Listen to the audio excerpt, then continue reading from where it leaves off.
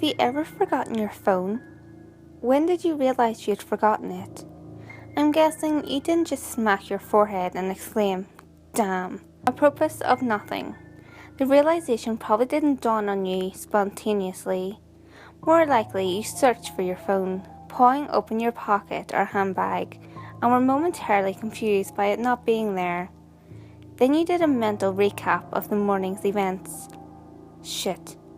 In my case, my phone's alarm woke me up as normal, but I realised the battery was lower than I expected. It was a new phone, and it had this annoying habit of leaving applications running that drained the battery overnight. So, I put it on to charge while I showered instead of putting it into my bag like normal. It was a momentary slip from the routine, but that was all it took.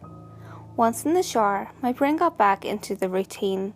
It follows every morning, and that was it. Forgotten. This wasn't just me being clumsy, as I later researched. This is a recognized brain function. Your brain doesn't work just on one level. It works on many. Like, when you're walking somewhere, you think about your destination and avoiding hazards, but you don't need to think about keeping your legs moving properly. If you did, the entire world would turn into one massive, hilarious QWOP cosplay. I wasn't thinking about regulating my breathing. I was thinking whether I should grab a coffee on the drive to work.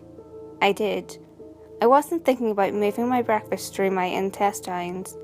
I was wondering whether I'd finished on time to pick up my daughter Emily from the nursery after work or get stuck with another late fee.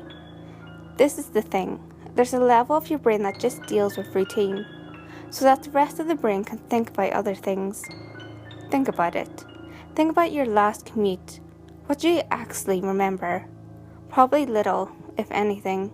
Most common journeys blur into one, and recalling any one in particular is scientifically proven to be difficult. Do something often enough and it becomes routine. Keep doing it, and it stops being possessed by the thinking bit of the brain and gets regulated to a part of the brain dedicated to dealing with routine. Your brain keeps doing it without you thinking about it. Soon, you think about your route to work as much as you do keeping your legs moving when you walk. Most people call it autopilot, but there's danger there. If you have a break in your routine, your ability to remember and account for the break is only as good as your ability to stop your brain going into routine mode. My ability to remember my phone being on the counter is only as reliable as my ability to stop my brain entering morning routine mode, which would dictate that my phone is actually in my bag. But I didn't stop my brain entering routine mode. I got in the shower as normal. Routine started. Exception forgotten. Autopilot engaged. My brain was back in the routine. I showered, I shaved. The radio forecasted amazing weather. I gave Emily her breakfast and loaded her into the car. She was so adorable that morning. She complained about the bad sun in the morning blinding her, saying it stopped her having a little sleep on the way to nursery, and left. That was the routine. It didn't matter that my phone was on the counter, charging silently. My brain was in the routine, and in the routine my phone was in my bag. This is why I forgot my phone. Not clumsiness, not negligence, nothing more than my brain entering routine mode and overriding the exception. Autopilot engaged. I left for work. It's a sweltering hot day already. The bad sun had been burning since before my traitorously absent phone woke me. The steering wheel was burning hot to the touch when I sat down. I think I heard Emily shift over behind my driver's seat to get out of the glare. But I got to work. Submitted the report, attended the morning meeting. It's not until I took a quick coffee break and reached for my phone that the illusion shattered. I did a mental re-step. I remembered the dying battery. I remembered putting it onto charge. I remembered leaving it there. My phone was on the counter. Autopilot disengaged. Again, there lies the danger. Until you have that moment, the moment you reach for your phone and shatter the illusion, that part of the brain is still in routine mode. It has no reason to question the facts of the routine. That's why it's a routine. The act of repetition. It's not as if anyone could say, "Why don't you remember your phone?" Didn't it occur to you? How could you forget? You must be negligent. This is to miss the point. My brain was telling me the routine was completed as normal, despite the fact that it wasn't. It wasn't that I forgot my phone. According to my brain, according to the routine, my phone was in my bag. Why would I think to question it? Why would I check? Why would I suddenly remember, out of nowhere, that my phone was on the counter? My brain was wired into the routine, and the routine was that my phone was in my bag. The day continued to beck. The morning haze gave way to the relentless fever heat of the afternoon. Tarmac bubbled. The direct beams of heat threatened to crack the pavement.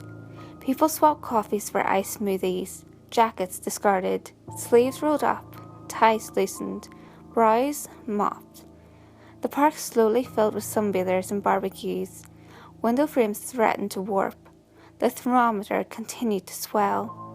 Thank fuck the offices were air-conditioned. But as ever, the furnace of the day gave way to a cooler evening. Another day, another dollar. Still cursing myself for forgetting my phone, I drove home. The day's heat baked the inside of the car, releasing a horrible smell from somewhere. When I arrived in the driveway, the stones crunching comfortingly under my tires, my wife greeted me at the door. "Where's Emily?" Fuck. As if the phone wasn't bad enough. After everything, I've left Emily at the fucking nursery after all. I immediately sped back to the nursery. I got to the door and started practicing my excuses, wondering vainly if I could charm my way out of a late fee. I saw a piece of paper stuck to the door. Due to vandalism overnight, please use side door, today only. Overnight? What? The door was fine this morning. I froze. My knees shook. Vandals? A change in the routine? My phone was on the counter. I hadn't been here this morning. My phone was on the counter. I'd driven past because I was drinking my coffee. I had not dropped off Emily. My phone was on the counter. She'd moved her seat. I hadn't seen her in the mirror. My phone was on the counter. She'd fallen asleep out of the bad sun. She didn't speak when I drove past her nursery. My phone was on the counter. She had changed the routine. My phone was on the counter. She had changed the routine and I'd forgotten to drop her off. My phone was on the counter. 9 hours. That car. That baking sun. No air. No water. No power. No help. That heat. A steering wheel too hot to touch. That smell. I walked to the car door. Dumb. Shock. I opened the door. My phone was on the counter, and my daughter was dead. Autopilot disengaged.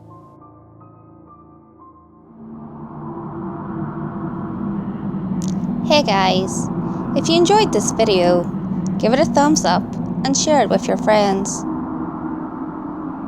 You can also leave a comment below. All feedback, good or otherwise, is always appreciated. If you have any creepy stories of your own, or have any topics that you would like me to cover, feel free to send them in via any of my social media. You can find all links to my social media in the description below. Until next time guys, make sure you lock your doors, stay safe, and I'll see you next video.